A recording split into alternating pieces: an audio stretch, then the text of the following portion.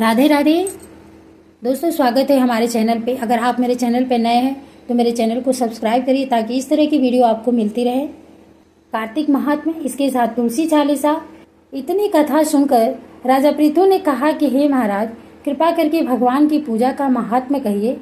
तब नारद जी कहने लगे कि हे राजन, जो हंसी में भी भगवान का भजन करता है वह परम पद को प्राप्त हो जाता है, परंतु जो श्रद्धा पूर्वक भजन करता है उसका तो कहना ही क्या है। इस संबंध में हम तुमको एक पुराना इतिहास सुनाते हैं। कलिंद पर्वत पर बसे दीर्घपुर नाम के नगर में अति धर्मात्मा प्रजा को पुत्र के समान पालने वाला सुबाहु नाम का राजा राज्य करता था। उसके धूम्रकेश नाम वाला अति दुष्ट चोर जुआरी पर स्त्रीगामी तथा व्यभिचारी एक पुत्र था। उसकी यह दशा देखकर उसके पिता राजा सुबाहु ने उसको ताड़ना दी, परंतु वह किसी प्रकार नहीं माना। गेंद खेलते हुए एक दिन उसकी गेंद छोटी रानी के महल में जा गिरी। जब वह गेंद लेने के लिए महल में गया तो रानी उस पर मोहित हो गई और उन दोनों ने कामाद होकर भोग किया।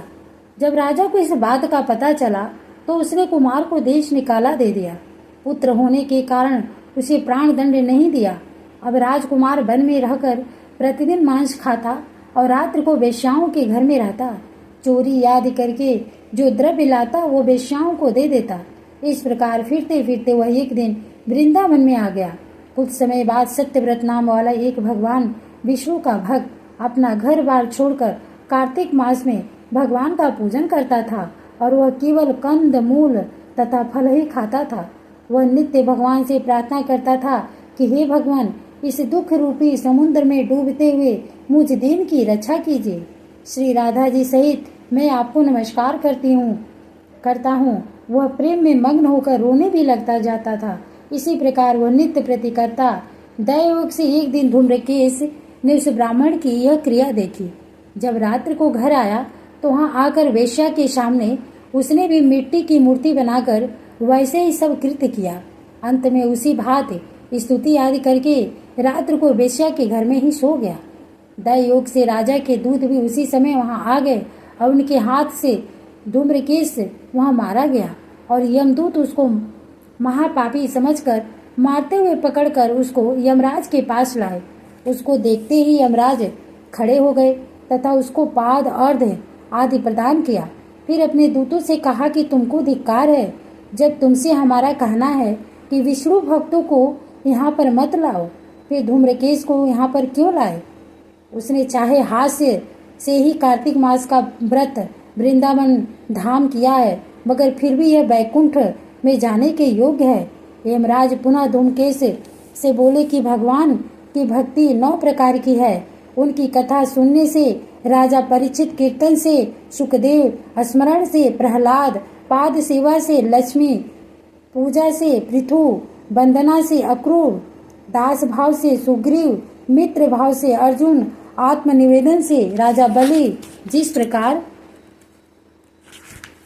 परम पद को प्राप्त हुए हैं, उसी प्रकार तुमने भी चाहे हास्य से ही भगवान की पूजा की है, मगर फिर भी तुम स्वर्ग के अधिकारी हो। यद्यपि तुम अपने कर्मानुसार पहले नरक के अधिकारी थे, मगर अब वैकुंठ के अधिकारी हो। कार्तिक मास में की गई भगवान की पूजा व्यर्थ नहीं जा सकती। जहाँ पर भगवान शालिग्राम है वहाँ पर ही गंडक की नदी और सब तीर्थ है। तब धूम्रकेश यमराज से पूछने लगा कि भगवान, सब नदियों को छोड़कर गंडकी को कैसे प्राप्त हुए।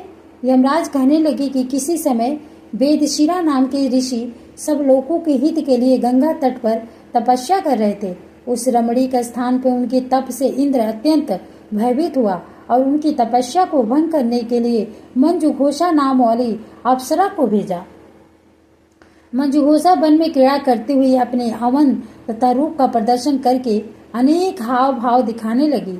उसी प्रकार उसी समय मंजुघोषा ने मुनि के चरण का स्पर्श किया तो ऋषि के रोमांच खड़े हो गए। उस समय मंजुघोषा ने ऋषि को अपने वश में जानकर उनके गले में अपनी भुजाएं डाल दी। तब ऋषि ने क्रोधित होकर श्राप दिया कि क्योंकि तुम मुझे इस संसार सागर में डालने को उद्यत हुई हो, सो तुम नदी बन जाओ। तब मंजुघोषा कहने लगी कि हे मुनि, मैं श्राप योग्य नहीं हूँ, आप मुझे क्षमा कर दीजिए। तब मुनि कहने लगे कि जिस समय विष्णु वृंदा के श्राप बस शिला रूप होकर तुम में गंडकी नदी में स्थित होंगे, तब तुम भगवान को धारण करने वाली होगी। अतः तुम्हारा श्राप वरदान से भी अधिक श्रेष्ठ होगा। यमराज कहने लगे कि हे राजकुमार, अब तुम विष्णु लोक को जाओ। तब धूम्रकेश सुंदर विमान में बैठकर वैकुंठ लोक को चला गया। राधे राधे। दोस्तों, इसकी आगे की कथा अब अगले अध्याय में आपको मिलेगा। तुलसी चालीसा। श्री तुलसी महारानी करु विनय सिरनाय, जो मम हो संकट विकट दीजे मात नशाय। नमो नमो तुलसी महारानी, महिमा अमित न जात बखान, दियो विष्णु तुमको सन्माना।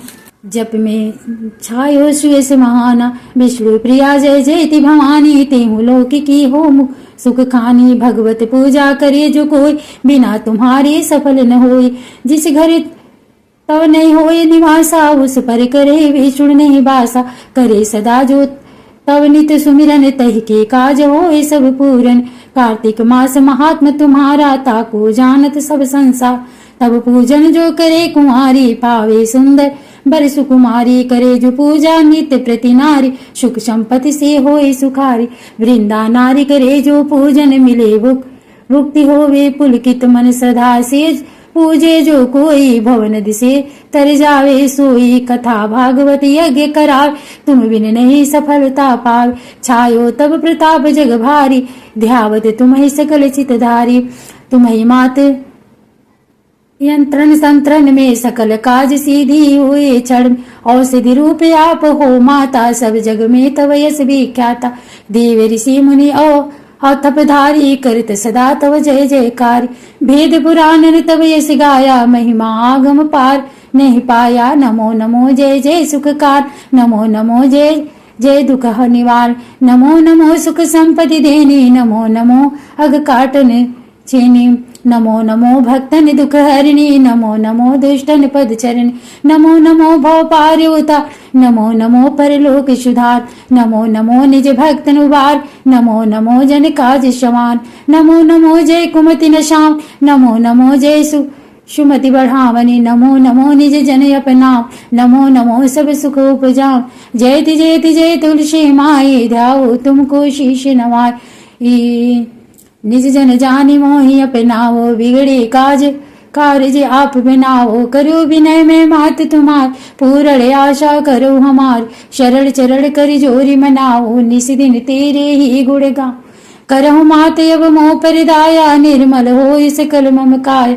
मांगो मात अब वर दीजिए, सकल मनोरथ पूर्ण कीजिए। जानु नहीं कुछ नेम अचारा, क्षमो मात अपरा हमारा। 12 मास करे सो जो पूजा, ताशम जग में और न दूजा। प्रथम गंगा जल मंगवावे, फिर सुंदर स्नान करावे। चंदन अक्षत पुष्प चढ़ावे, धूप दीप नैवेद्य लगा। करे आचमन गंगा जल, ध्यान करे निर्मल हृदय। पाठ करे फिर 40 की, स्तुति करे मात तुलसी। ये विधि पूजा करे हमेशा, ताके तन नहीं रहे कलेसा। करे मास कार्तिक का साधन, शोभे नित पवित्र महियासन। करे कामना जो मन माही, सो सब निश्चय सिद्ध हुई जाए। यह कथा महा सुखदाई, पढ़े सुने सो भव तर जाए। दोहा। यह श्री तुलसी चालीसा पाठ करे जो कोई, गोविंद सो फल पावही जो मन इच्छा होय। जय तुलसी मैया। तुलसी आरती। तुलसी महारानी नमो नमो, हरि की पटरानी नमो नमो।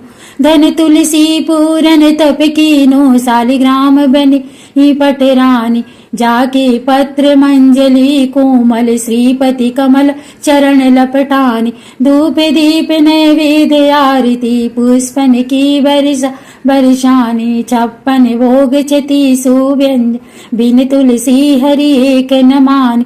सभी सखी मैया तेरे से गावे, भक्ति दान दीजे महारानी। नमो नमो तुलसी महारानी, नमो नमो तुलसी महारानी। शालिग्राम की आरती। शालिग्राम सुनो विनती मुरि, यह वरदान दया कर पाऊं। प्रातः समय उठ मंजन करके, प्रेम सहित स्नान कराऊं।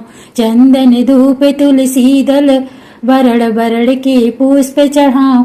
तुम्हारे सामने नृत्य करूं, नित प्रभु घंटा शंख मृदंग बजाऊं, चरण धोए चरणामृत लेकर, कुटुंब सहित बैकुंठ सिधाऊं।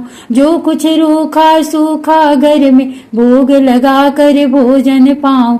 मन बचे कर्म से पाप किए जो, परिक्रमा के साथ बहाऊं। ऐसी कृपा करो मुझ पर, जम के द्वारे जाने न पाऊं। माधो दास की विनय ही है, हरिदासन को दास कहाऊं। शालिग्राम सुनो विनती मोरी, यह वरदान दया कर पाऊं।